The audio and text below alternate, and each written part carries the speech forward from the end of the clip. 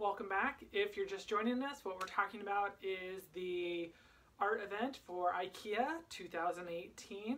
And every year Ikea does an art event. It's usually photos or drawings or paintings, and it's always done on cheap paper. And a few weeks later, you'll find it in the sale bin. But this year they're doing something different. They've gotten 8 artists, great artists, and they're doing glassware. So here's the full collection. And today we're going to talk about Junko Mizuno. Junko Mizuno is a Japanese artist who works and lives in Japan and was born in 1973.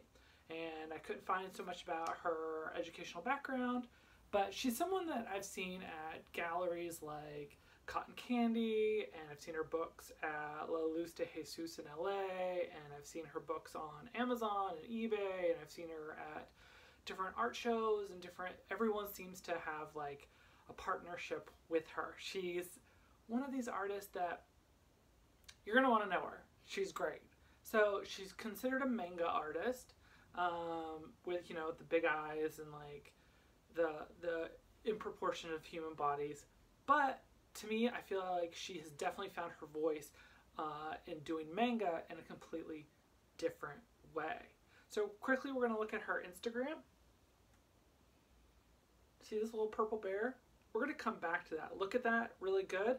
And after you watch this video this time, go back and rewatch it. But look at the little purple bear and its cute little flower nose. We're going to come back to that.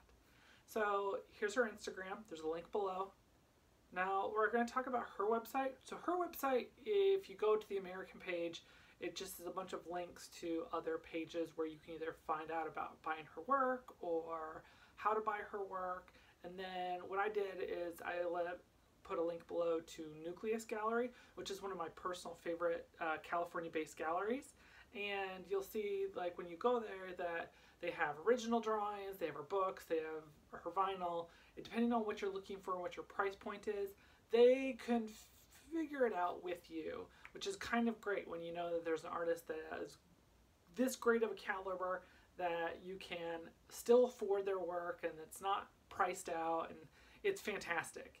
So we're going to take a look at this first image. It's an older image.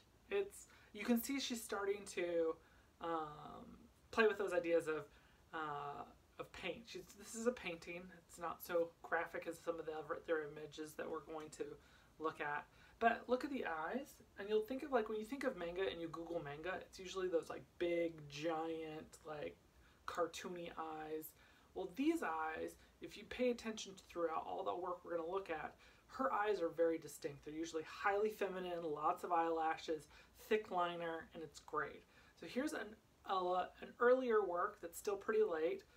This woman on this elephant trunk. Again, it's a painting. It's quite lovely. And you also start to see there's some kind of like, almost like very subtle eroticism to it. It's cute and it's fun, but also there's a little bit of eroticness to it. Now the next picture we're going to look at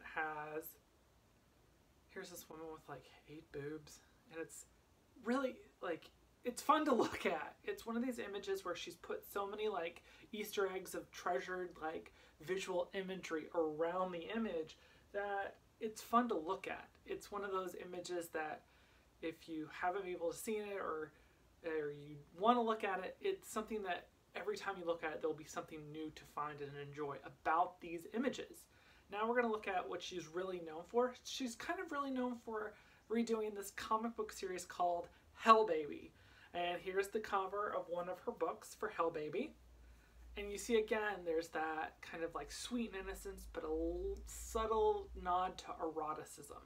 And so you'll see this, and it's like, what is this? And you're like, this is awesome is what this is. So she's not just an artist that's a one note, like I do just this stuff. She's also collaborated with Swarovski crystal. So this won't be her first time doing a collaboration with a company, especially that has such a reputation. And so here's one she did for Chinese New Year, and this is my favorite because this year is the year of the dog, but I chose the year of the rabbit because it's one I liked. Now we're going to look at some of her vinyl toys, and then we're going to compare to what she made for Ikea. So her vinyl toy is right here. So if we look at this image and we look at some of her other images, remember when I was talking to you about her Instagram and I was like, look at that little flower on the nose? Well, look at the flower here. It's across the face, and she's changed the color a little bit, and she's done it, but again, the eyes are the same, so it's very much her. You can see also like the very frilly girl hair. It's very feminine. It's very, like, even though I don't see any sexual imagery, I still feel that tension because I know her work between eroticism and like femininity, and like, it's great.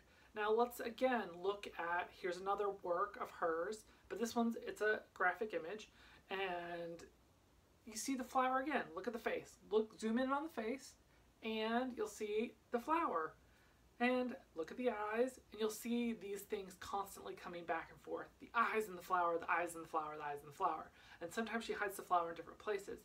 Now here's a close-up image that she has posted on her Instagram of the sculpture. What do we see? So she saw that she could make an image, but it needed to have the flower and the eyes. And those are the things that really make a Junko work work. And she had to have them, and so they're there. And I think it's fantastic. I think it's wonderful, and I think that she's really staying true to herself. So again, let's look at one last piece, and here is this kind of, and again, where is it? The flowers are in the hair, the flowers are all over. So she's adding those things that make her work her work. She didn't stay away from it, she didn't stray away from it, she didn't kind of hide away the things that make her who she is. She stayed true. Much like many of the other artists in this group, she stayed true to herself. Here is the final image of what she made. I know for myself, I will be buying this piece. I think it's fantastic. I think it's wonderful. I think everyone should own it.